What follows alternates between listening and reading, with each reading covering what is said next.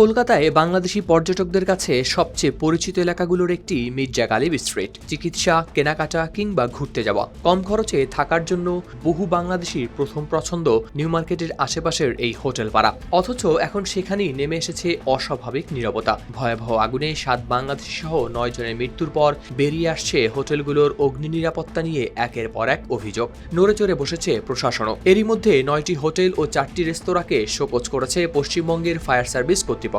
মির্জা গালিব স্ট্রিটের 5 তলায় একটি ভবনের 3য় তলায় ছিল হোটেল শিখাইন। প্রাথমিকভাবে ধারণা করা হচ্ছে বৈদ্যুতিক শর্ট সার্কিট থেকে এই হোটেলের অভ্যর্থনা কক্ষে আগুনের সূত্রপাত হয়। এরপর দ্রুত ছড়িয়ে পড়ে আগুন ও ধোঁয়া। প্রাণ হারান 7 বাংলাদেশি পর্যটক ও 2 ভারতীয় নাগরিক। নিহত বাংলাদেশিদের মধ্যে কুষ্টিয়ার এক সাংবাদিকের পাশাপাশি ছিলেন তার স্ত্রী, শিশু সন্তান ও শ্বশুরও। ঘটনার পর থেকেই প্রশ্ন উঠছে, বাংলাদেশি পর্যটকদের ভরসার এই হোটেল পাড়া আসলে কতটা নিরাপদ? স্থানীয়দের অভিযোগ, নিউ মার্কেট ঘিরে মির্জা গালিব স্ট্রিট, সদর স্ট্রিট, মার্কুইস স্ট্রিট, লিন্সে স্ট্রিট ও আশপাশের এলাকায় বহু আবাসিক ভবনকে রূপান্তর করা হয়েছে হোটেল কিংবা গেস্ট হাউসে। কোথাও পার্টিশন দিয়ে বানানো হয়েছে ছোট ছোট কক্ষ। অভিযোগ রয়েছে অনেক জায়গায় পর্যাপ্ত ফায়ার এক্সিট নেই, বের হওয়ার পথ অত্যন্ত সরু, এমনকি অগ্নি নিরাপত্তার প্রয়োজনীয় ব্যবস্থাও নেই। আগুন থেকে বেঁচে ফেরা বাংলাদেশি পর্যটকদের অভিজ্ঞতাও ভয়াবহ।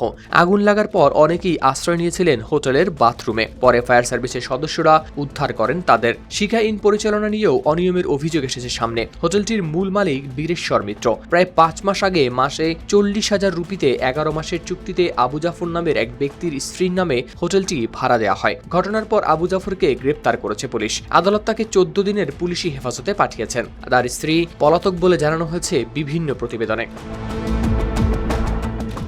আর এই একটি হোটেলের ঘটনা এখন পুরো এলাকার নিরাপত্তা ব্যবস্থাকেই ফেলেছে প্রশ্নের মুখে। মির্জা গালিব স্ট্রিটের 9টি হোটেল ও 4টি রেস্তোরাঁকে কারণ দর্শানোর নোটিশ দিয়ে ফায়ার সার্ভিস জানতে চেয়েছে কেন সেখানে অগ্নি নিরাপত্তার প্রয়োজনীয় বিধি মানা হয়নি। সন্তোষজনক জবাব না পেলে দেয়া হয়েছে লাইসেন্স বাতিলের সতর্কতাও। পৌরসভা, ফায়ার সার্ভিস ও বিদ্যুৎ বিভাগও এলাকার হোটেল গেস্ট হাউসগুলোর বৈধতা ও নিরাপত্তা ব্যবস্থা খতিয়ে দেখতে শুরু করেছে। কিন্তু ততক্ষণে আতঙ্ক ছড়িয়ে পড়েছে বাংলাদেশি পর্যটকদের মধ্যে। কেউ হোটেলের নিরাপত্তা নিয়ে নতুন করে ভাবছেন, কেউ আবার দ্রুত কলকাতা ছেড়ে ফিরে আসছেন বাংলাদেশে।